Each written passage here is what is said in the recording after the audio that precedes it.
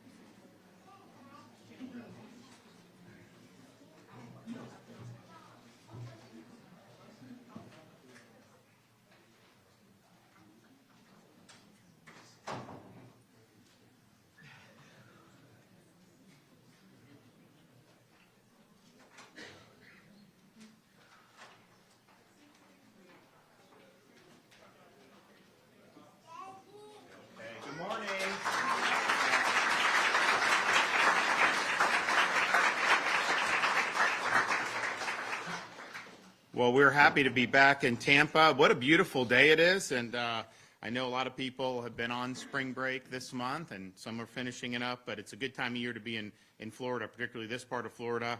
We're hosted here by Florida Department of Law Enforcement, and I want to recognize the Commissioner, Mark Glass. He's asked me to find a new location for them here for a long time, and obviously there's a project that may be done in this area that would help facilitate that for them as well. We have State Attorney Susie Lopez, Pinellas County Sheriff Bob Galtieri, Florida Attorney General James Uthmeyer, and the family of Missy Mogul, and that'll be one of the bills that I'm going to sign today is named after Missy. We also have a number of our state reps here from the Tampa Bay area, and you're going to hear from one of them, Representative Bernie Jocks, after we finish our comments. So we're here signing legislation to protect the public against criminals. And that's been a pretty consistent theme in terms of what we've been doing. Certainly in my tenure, there always floated ideas that are not good for the public that would benefit criminals and really put law-abiding citizens on the defensive. Those have been enacted in other parts of the country. We have seen other states eliminate cash bail and just turn these people right back on the street when they're committing crimes. That has been a failure. We've seen states like California enact legislation to let people steal up to $1,000 with nothing that happens. You just go in and loot the store, and a lot of those stores closed, particularly in San Francisco. We've not done that, obviously, in the state of Florida. We have seen all types of prosecutors who have refused to enforce the law and allowed the criminal element to run rampant across their communities to disastrous results. So all of those forays into weakening the rule of law, weakening penalties against criminals, all of those that have been tried around the country have failed. All those that were attempted in Florida, they ended up not even getting enacted because we stopped it. And not only did we stop it, we doubled down to make sure that Florida is a law and order state. And you can look at all the things that we've done throughout my tenure and even over many years prior to that. But I don't think there's any state that's done more to protect children against predators, particularly sexual predators, than the state of Florida has. And in fact, we've even enacted the death penalty for pedophiles, and we have that now being done. It's going to work its way through the courts because there's been a little wrong turn by the U.S. Supreme Court at one time, and we're going to fix that because I'm sorry, some of these people are sadistic. Some of these people that prey on these kids, that's the only appropriate punishment that you can have. So we're doing that. We've also done things to protect parents' rights in education, to make sure parents know what's being taught in schools and that kids aren't having an agenda jammed down their throat. And unfortunately, you have had things that have been injected or tried to be injected and have been injected in other parts of the country that are just not appropriate for minors, and that's part of an agenda, and so we've stopped that agenda. We've also made sure to strengthen registration requirements for sexual offenders. We also have established mandatory minimum prison sentences for repeat sexual offenders, and on it goes. So that has been the philosophy. That's part of the reason we have a 50-year low in the crime rate. It's part of the reason people have confidence that Florida is a place where you can live and particularly raise children and know that the folks in law enforcement, the folks in state government got your back. And we are not going to turn the criminals loose to be able to victimize you. So we have all these different things that have come to the forefront over many, many years, and I've been proud to sign great legislation over the years, and it's great. But there's always something else that unfortunately can rear its ugly head. And so Missy's laws, House Bill 445, what it does, and this shouldn't even be an issue, so you have somebody that's convicted of a crime, a serious crime. A lot of times the judge will remand them to custody, then they do a sentencing, and then the judge administers the sentence. But you don't release the convict just because you haven't done sentencing yet. Now, there's some court systems, they sentence you immediately after conviction. It's not how it's done.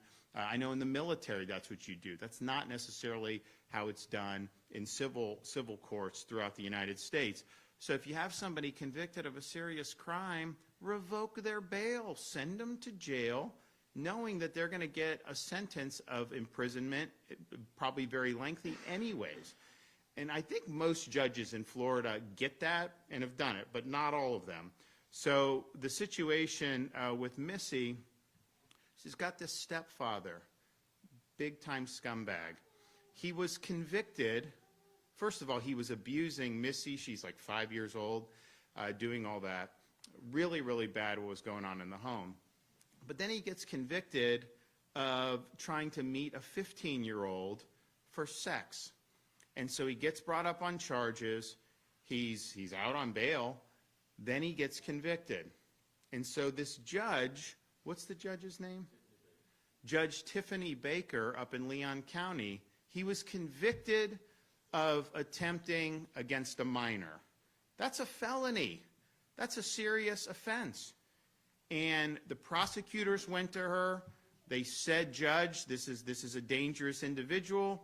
You need to revoke the bail. Please revoke the bail. And she refused to do that. She put him out on bail pending sentence. And what happened in between that decision and the time he was sentenced? He murdered Missy. Totally preventable. A miscarriage of justice. A dereliction of judicial duty. So what this bill does is it makes sure that these types of sexual offenses mean that a judge must remand the convicted defendant to custody. We don't want to see examples. So first of all, like even suspected of this, and you can kind of see, I mean, you see some of these defendants come in and look, you're innocent till proven guilty, but you look at them and some of them are like, you know, they're problems. And you know that they're problems. And just what they're brought up on charges, they've probably offended a lot more than what they're being charged with. Let's just be clear. So just in terms of protecting the public, once one of these guys are convicted, you've got to pull out all the stops to protect these kids. And this judge failed to do it. Now you will go automatically and be remanded to custody, have your sentence, and that will count towards your sentence. Obviously it will. But you won't be able to harm other children. And if we had this bill in place then, Missy would be alive today. That's just a fact. We know that. Now, I appreciate the legislature for passing this, but I will just say to my friends in the Florida House of Representatives, I don't think what you've done is enough. You have the power and you have sufficient numbers in your chamber to impeach this judge, Tiffany Baker. Until you start holding these judges accountable, they are going to continue to find ways to benefit the criminal element. This was an outrage. This was such an easy call to make sure that this guy was put behind bars, and this judge refused to do it, knowing the risks, and the result has obviously been a tragedy. So Florida Constitution vests the House of Representatives with the ability to bring an impeachment against a circuit judge with 2/3 majority. You know, last time I checked, we've got way more than 2/3 of Republicans. Honestly, I think some Democrats would vote to impeach given what happened in this case. So the legislation's great. I'm going to sign it. I know the family's very happy, but I was talking to him before and I told him I'm not satisfied, that we would like to see action taken, and I know they're very supportive of seeing this judge impeached. I think it's absolutely appropriate. And if you're not going to use it in situations like this, then you're basically saying, you know, judges can continue to be derelict in their duty, and there's not really going to be much of a recourse. And I just can't imagine that that's what the people of this state want to have. The second bill I'm going to sign is House Bill 1159. This protects Floridians from sexual predators by expanding criminal offenses and enhancing penalties related to child sexual abuse material. So this bill increases penalties for using a child, which some of these people do, and it's really, really disgusting, in a sexual performance, possessing and distributing abusive material, and in creating generated sexual abuse material. It establishes mandatory minimum terms of imprisonment for specified offenses committed by offenders who are 18 years of age or older. It also creates a life felony for the aggravated exploitation of a child under the age of 12. In addition, the bill addresses emerging threats by criminalizing new forms of exploitation, including generated sexual abuse materials. You know, unfortunately, you're going to have a reckoning with artificial intelligence. Artificial intelligence, and first of all, it's become very unpopular. You remember like a year ago, everyone's like, oh, you know, AI, we got to go all in, you know, we just need to do all this. Now people are seeing some of the slop that's being created, and they're like, well, wait a minute, is that the world we want to live in? Oh, yeah, you're saying that this is somehow good because it's going to take away people's jobs? Is that really good? You want to subsidize that? I don't think people want to subsidize it. Oh, it takes data centers, take 500,000 households amount of power to run a day. Oh, and they need water and all this other stuff. So people have started to really look at this, and I think a lot of people have had a lot of concerns. But what they'll be able to do with artificial intelligence is they're going to be able to create really horrific things. And so the question is how does that work in terms of jurisprudence, in terms of some of the things that have come down the pike over many, many years and decades? It is a very new thing. Now, we have pending, proposed an AI Bill of Rights to protect children against this type of exploitation, to protect adults, to make sure there's disclosure so you know if you're dealing with a human being or not, to make sure they can't hijack your name, image, and likeness to your detriment. They can put a video of you with you saying things that you never said.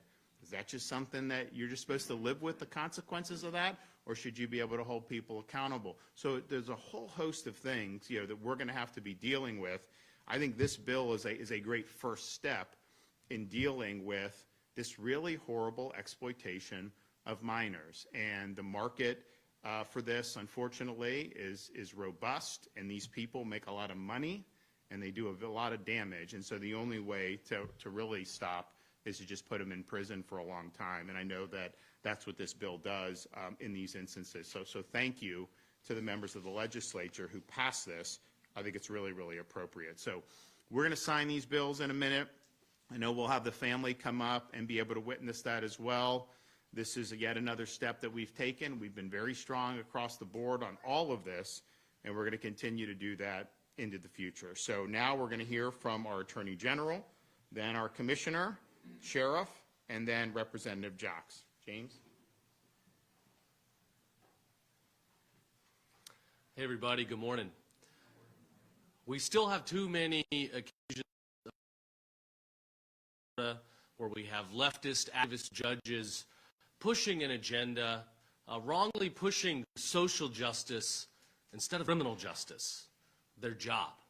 The role of a judge is to interpret the law and enforce rule of law. Going back to the time of the founders, they recognized the judges to truly be the least powerful branch of government, though I think all of us have seen, you know, the nature of nationwide injunctions and some of these abuses where, you know, one judge sitting in the middle of California can decide, you know, their view of the law should be imposed on the entire country. This is wrong. These abuses are wrong. The case today led to the death of a little girl, a 5-year-old girl that's no longer with us because of this reckless decision. We have to hold these judges accountable, and today is one of these steps to do that. I commend Governor DeSantis, our state law enforcement. There's no better state in the country. There's no state doing more to go after child predators and people that want to hurt our kids than our leaders in Florida.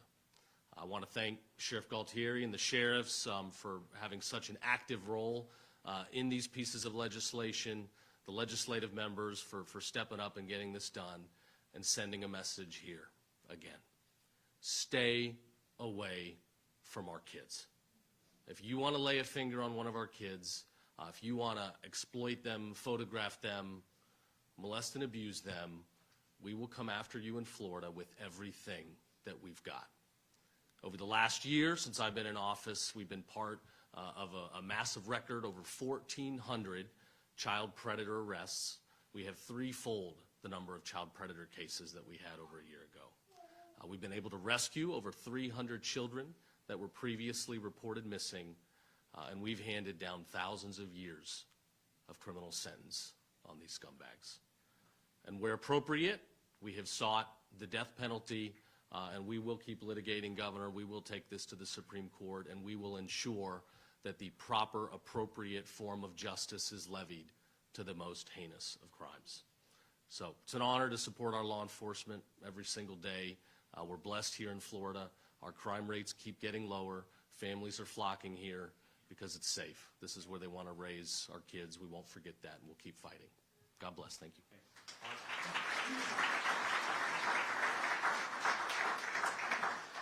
Good morning. Thank you, Governor. Thank you, Attorney General. I just want to say to everyone, thank you for coming to Tampa Bay Regional Operational Center here at FDLE. At FDLE, we are committed to protecting our children.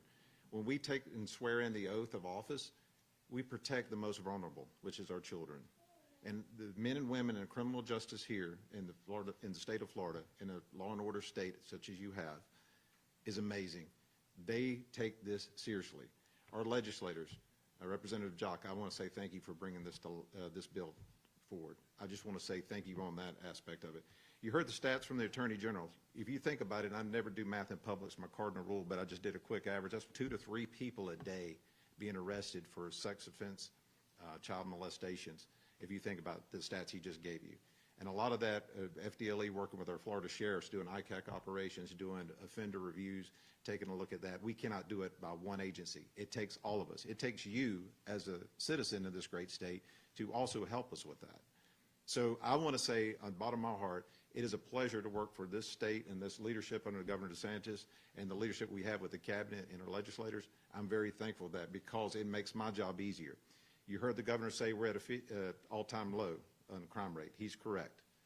And people say, well, do you see an uptick in this type of behavior, that this is happening more and more?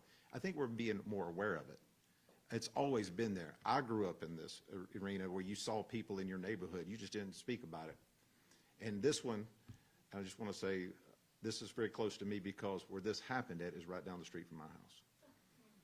And my heart goes out to you. We did a lot of prayer for your family, and I just want to say thank you for being here, being strong, being here with the governor today. We don't take this lightly. We do not. This is happening in everybody's neighborhood. Not one community is unaffected by these sickos that are out here doing this to our children. And that's what they are, sickos. And we got to hold our people even in my position, in all these positions that we elect to save and protect our community, we got to hold them accountable also too. Because we took an oath. Every one of us took an oath.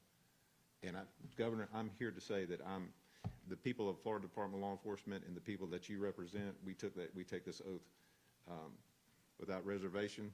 We take it that we are going to do our best to ensure that we continue to have crime low and that we protect those young men and women that are still out there that are being victimized.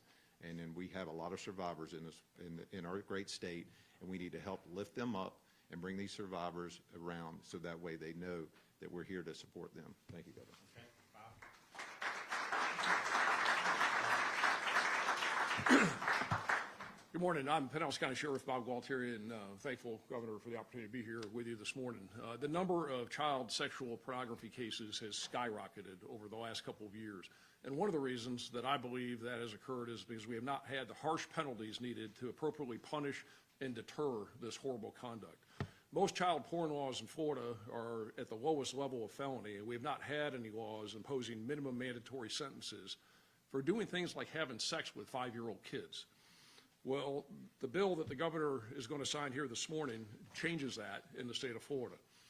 Some people who view or transmit child pornography could now face up to 15 years in state prison, and there'll be minimum mandatory sentences for some child pornography crimes. To illustrate the magnitude of the problem, last October we arrested a woman in Pinellas County who was forcing her 11-year-old daughter to sexually perform in front of a camera to create child pornography in their St. Petersburg home.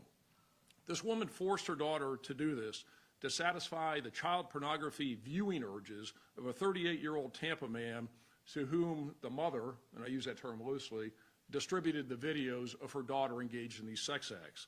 The mother created at least 14 videos of her 11-year-old daughter who posed at the mother's direction and engaged in various sex acts, including bestiality with the family dog, so that this Tampa man could watch these videos.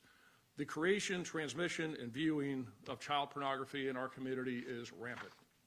The Pinellas County Sheriff's Office has numerous detectives who do nothing but investigate child pornography, and these detectives are backed up by a cadre of other detectives who support these investigations. These cases are the worst cases of child abuse that we have. Child pornography is gross sexual abuse of young children to satisfy adults with perverse cravings for watching kids engage in sex acts. The people who produce child pornography are a problem, no doubt. But the consumers of this crap, the predators who like watching young kids engage in sex acts and then who go online to try and meet kids to have sex with them, drive the child pornography industry. It's simple supply and demand. People don't make porn and do this to kids unless someone wants to view it.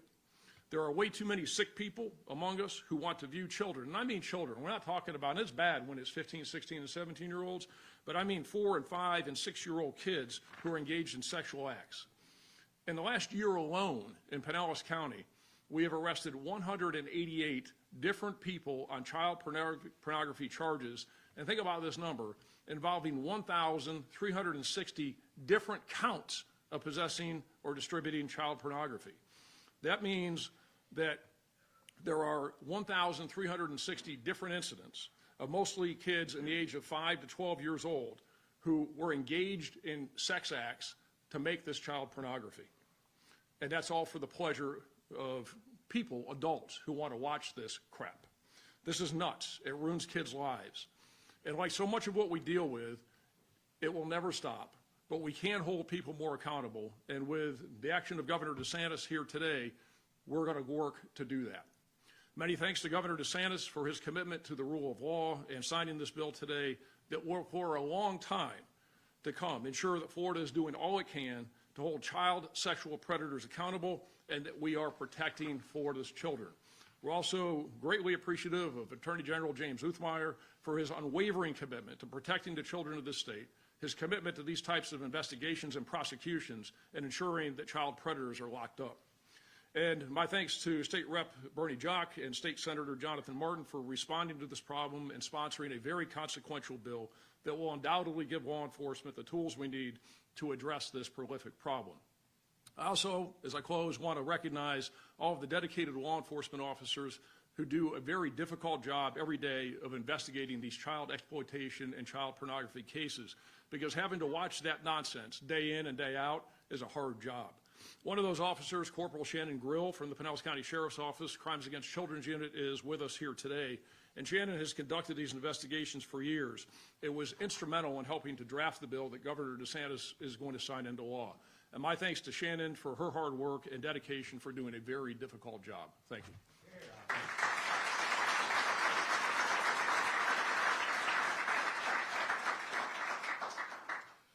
Good morning, everyone. I'm State Representative Bernie Jacques from Florida House District 59. Today's bill signing is a continuation of the great partnership between law enforcement, the legislature, and the governor when it comes to protecting kids at all costs from the worst of the worst. And this is a partnership that I take very seriously, and it's something that I will always be engaged in doing my part. Since being in the House, I have co-sponsored the bill that brings back the death penalty to pedophiles. I have sponsored the bill that now brings the death penalty to those who are found guilty of sex trafficking children. And because of another bill that I sponsored and signed by this governor, it will only take 8 out of 12 jurors to get the job done. And today we are here to build upon that good work, and we are here to build upon that good partnership. I often tell people that when you are a legislator, you are expected to work on everything, but there is no way you can know everything.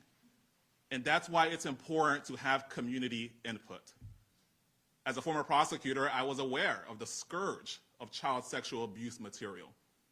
But what I did not know is how bad the problem had gotten through technology and AI.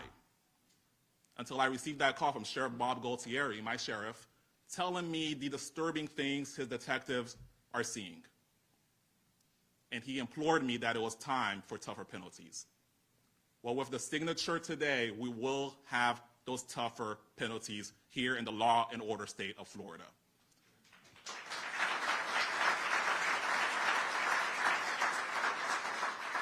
And so, in closing, I want to say thank you, Sheriff, for getting this ball rolling.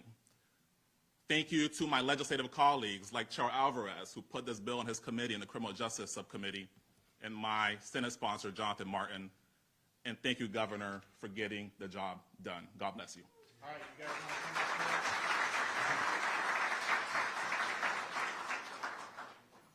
Okay. Gather around.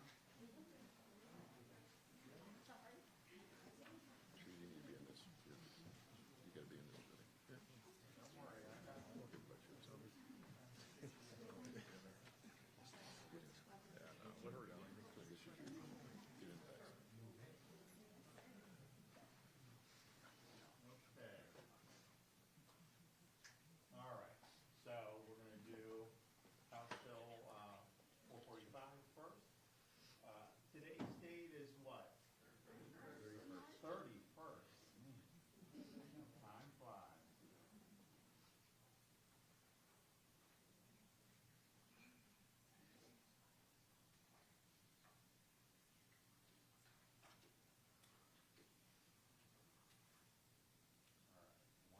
down.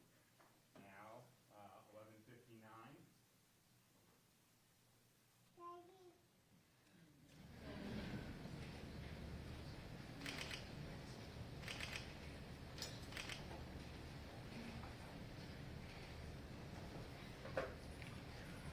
All right, who wants a pen? Okay. One right there. Anybody else? Okay. Well, no, the kids get the non-permanent.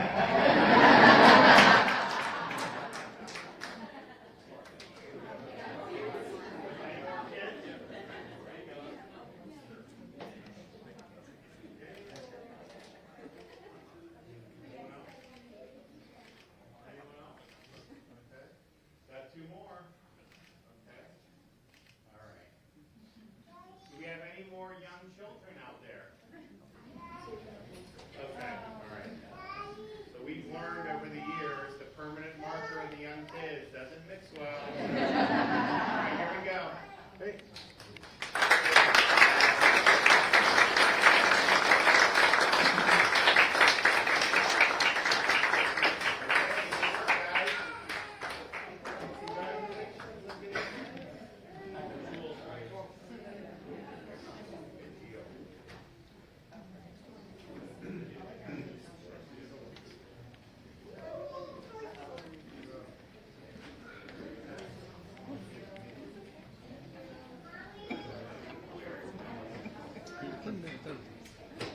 Can move that way. Just a little bit.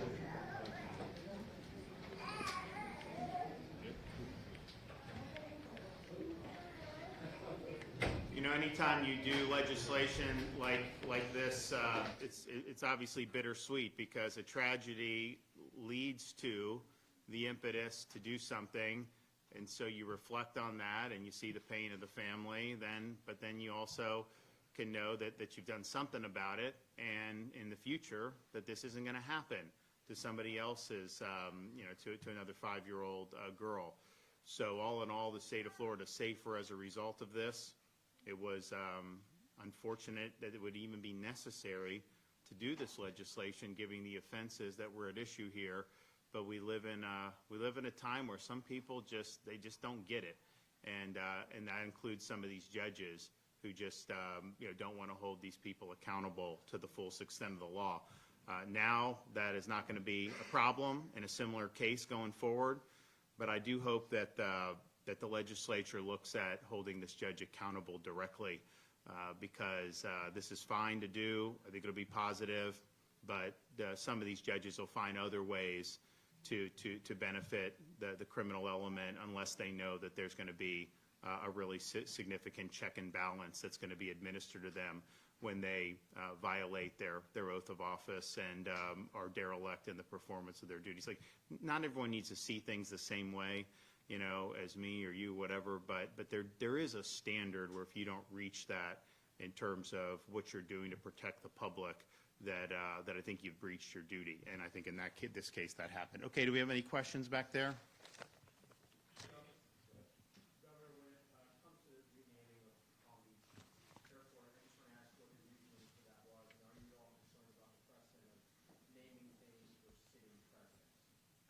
Well, the legislature passed it, and he's a friend of mine.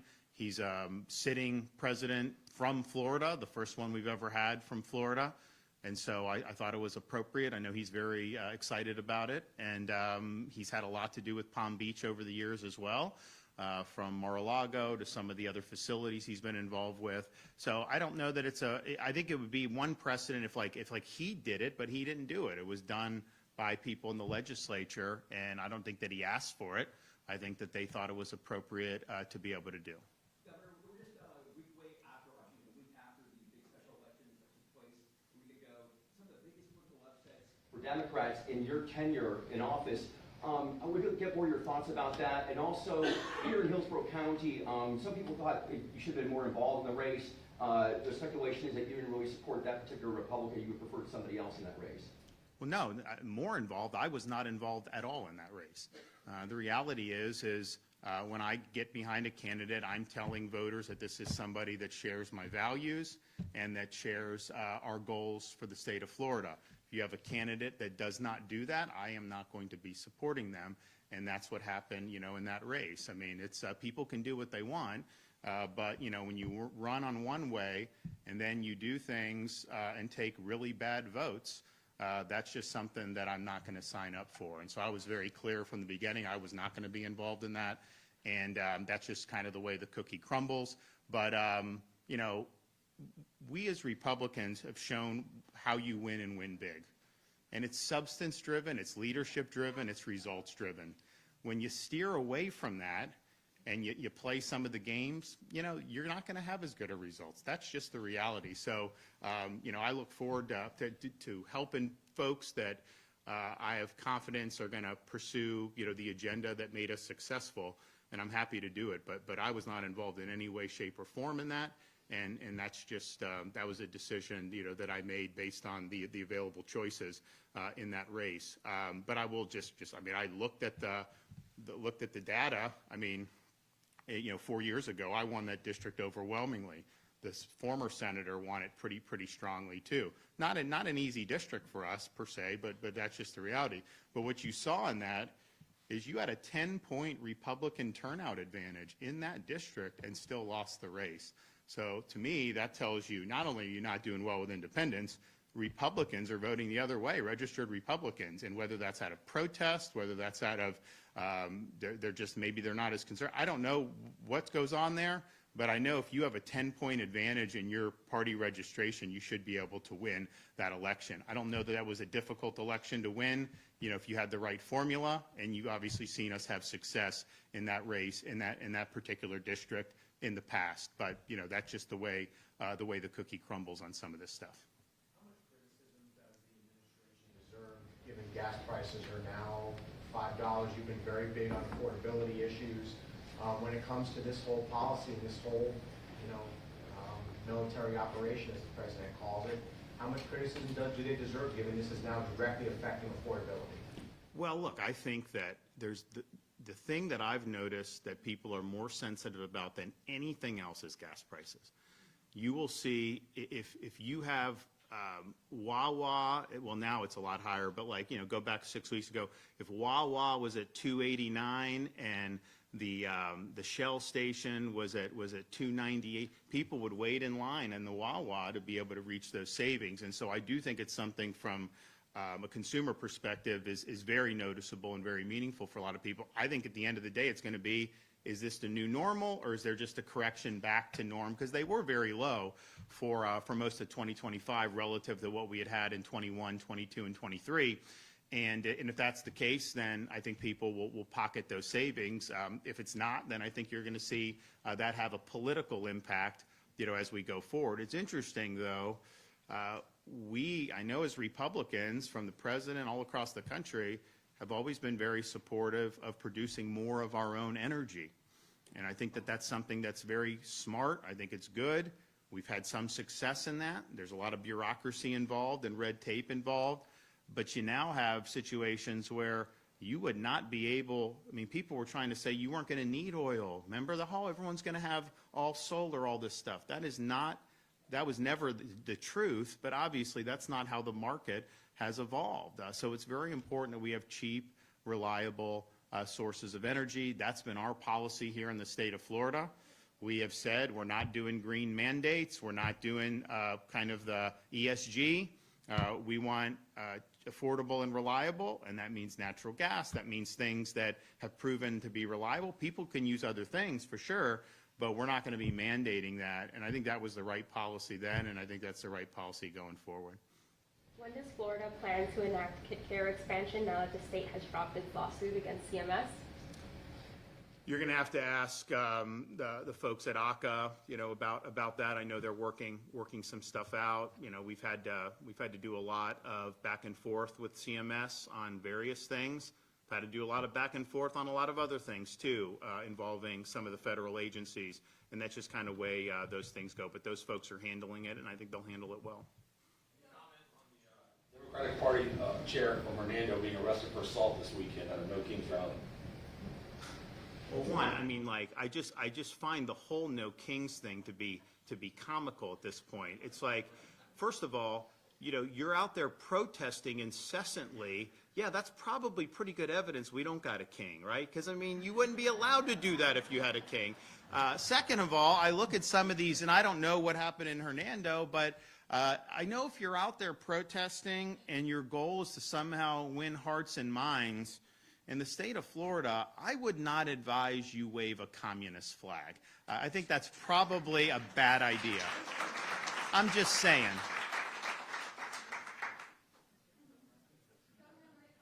When it comes to redistricting with the special session set for April 20th, do you foresee having to have that moved with the state needing to redraw congressional boundaries? I don't think so. Obviously, if it doesn't get done then you'd have some window of opportunity beyond that. I think that date was set in consultation with some of the folks in the legislature. It seemed to make sense for a variety of reasons. It's not the absolute latest you can do it because our filing isn't even until I think the second week of June. So you do have some time for people to go, but I anticipate that it will be done during that week, as well as potentially some other issues. As you know, the budget has not been done. I don't know really how close they're going to do. There's going to have to be a special session to handle the budget. I don't think it's going to probably be the same week of that redistricting. I think it needs to be done sooner than that. And then you have potentially other issues like property tax to put on the ballot. You've got some other things that I think fell through the cracks that we may, I think the voters are going to want us to look at and get some results on. And no more posturing. Let's just get the job done. So I'd imagine you're going to see. Normally you're done in mid-March, and then they kind of go, and then that's that, right, until the election. I think you're going to see there'll be a lot of people in Tallahassee over the next probably 4 to 6 weeks, and there's a lot of things that need to be addressed. The reality is it's great to sign this bill. There's other things that we've signed. There's some other good stuff that we're going to sign, but let's just be clear, the job has not been done. Not even close that the job has been done. There's a lot more work that needs to be done. I think that most of this should have been done already. It is what it is, but we're going to make sure that we do what the people elected all of us to do and deliver those results. And that's across a whole variety of issues. Obviously, people want to see the property tax proposal for homestead. Trust me. That will be front and center. That's going to happen. We never wanted to do it during the regular session for a variety of reasons, but that is going to be something that's going to be very, very important to a lot of people. Yes, the redistricting. Yes, the budget.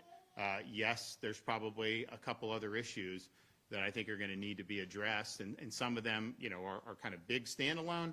Some of them may be a little bit of nip and tuck from things that were already done, where maybe something fell off that you really don't, that shouldn't have fallen off. So we'll work through all that. But I hope that by the end of April, all the work has been accomplished. And I think you can do it. It's just a matter of whether you want to heed the voters' call and do what's right. Okay, thanks, everybody. God bless.